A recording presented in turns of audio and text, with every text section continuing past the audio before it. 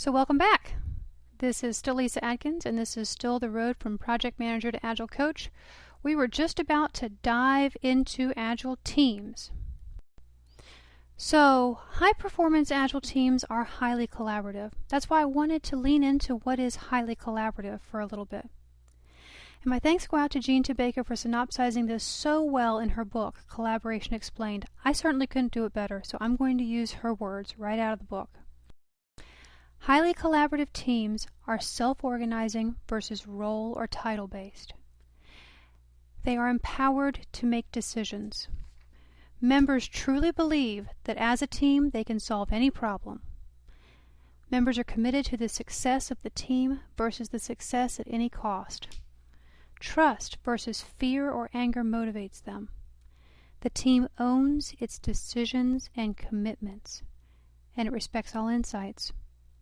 Decisions are consensus-driven with full divergence and then convergence, and teams maintain an environment of constructive disagreement. Pop quiz! I'm just kidding, not really. I obviously can't grade you, and you don't have to share it with anyone. Still, I offer the quiz to you. Take out a piece of paper and draw a line down the middle of it. On the left, write promote, and on the right, write inhibit. So what I'm offering to you is in these columns in brainstorm fashion, write all the ways your Agile Coach promotes or inhibits the team's performance and collaboration. And if you're a coach, you get to look inside and reflect on yourself. Now to help you, here are the phrases we just went over. So I invite you to look at each one of those and consider, how does my coach promote or inhibit this one? Or if you're a coach, how do I promote or inhibit this one? You don't have to pause the video. I'm going to let about 30 seconds go by. And then as you continue to brainstorm, I'm just going to ask you some questions to maybe jog some memories or let you go deeper into this. So here we go. 30-second timer is on.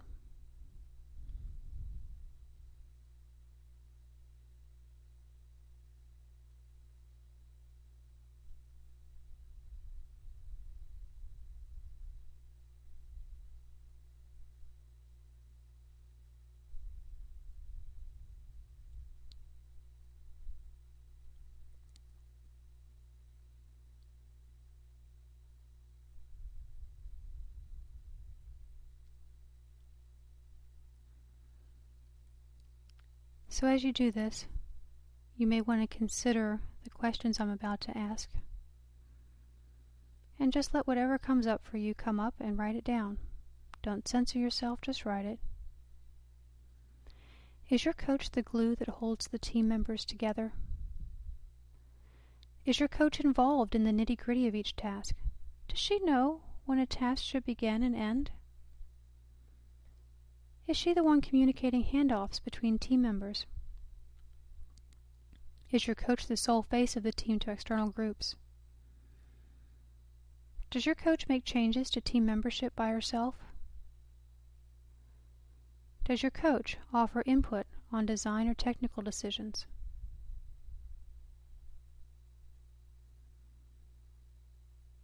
Alright, if you need more time, go ahead and pause the video. Take as much time as you want. Come on back when you're ready. Okay, that was just for you. If it didn't do anything for you, ball it up and throw it away. If something's kind of nagging you about it, fold it up, put it in your pocket. You may come back to it. And if you see something on the paper that just jumps right out at you that you need to share with someone, go ahead and share it. It might just be the thing that makes a big difference. Okay, so let's talk about how you know when your coach gets it. Someone who's fully made the transition from PM to Agile Coach will have different mindsets and will behave differently, so you'll be able to tell. For example, she'll move away from coordinating individual contributions to coaching the whole team for collaboration. She will cease being a subject matter expert and instead start being a facilitator for the team. She will not be invested in specific outcomes, but instead be invested and keenly interested in the team's overall performance. She'll know that she doesn't know the answer, and instead she'll ask the team for the answer every time. In short, she'll stop leading the team, and she'll start letting the team find their own way by stopping driving and starting guiding. So her conversations will also change. You will notice that she will stop talking so much about deadlines and technical options, and instead be driven by business value delivery. She'll stop talking about doing the optimal thing and will start talking about doing the right thing for the business right now. So every coach's journey is different, and I can only talk about mine. But there were certainly skills that I needed to pick up along the journey, and some things I needed to take out of the closet and dust off. So 2 of the specific skills I picked up that have been so key to my transition have been group facilitation and coaching. Both have been enablers in helping me make this transition. They've eased my pain associated with a lot of the mindset shifts I had to make. Coaching is a skill I'm focusing on now, and I can tell you that I've become a much better Agile coach to individuals and teams from it. I'm talking about one-on-one coaching here. And there's a specific coaching tool that is rocking my world lately, so I'd love to share it with you. It's called Powerful Questions. So a powerful question is not asked with a correct answer in mind. It is truly open. Most importantly, a powerful question will send people into the realm of discovery. These questions invite introspection. They may present additional solutions, and they may lead to greater creativity and insight. That's what they're all about. I don't know about your experience, but a lot of the questions I asked as a PM were anything but powerful, although I didn't know it at the time. In fact, they were quite closed and judgmental as I look back. As a coach now, I really think before I speak, and I'm careful to speak only when it really matters. So let's look at a specific scenario and see how this plays out. Let's imagine that the team is diving into solution details, and I, as the coach, don't think they're ready for that. I think they need to stay in the visioning state longer because they haven't got all the options out on the table. That's what's coming up for me as the coach. So a question that would have popped into my mind before and would have automatically come right out my mouth before is something like, hey guys, what are some other options because I'm not sure you're really ready to move to solutions yet. See how that has a big lead up, and see how the actual question in it is completely closed and just laden with my judgment.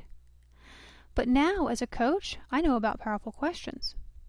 So given the same circumstance, when the team is diving into details, I might think of the question and then pause before I say anything, pay attention to what's happening in the group, see if they're going to come to the same conclusion themselves. And if not, I might ask a question like this. What is here that you want to explore? And then I'll be silent until someone answers. And I will say it in the most neutral tone possible. And it's amazing how many doors these powerful questions can open up when they come from that place. So that's just an example.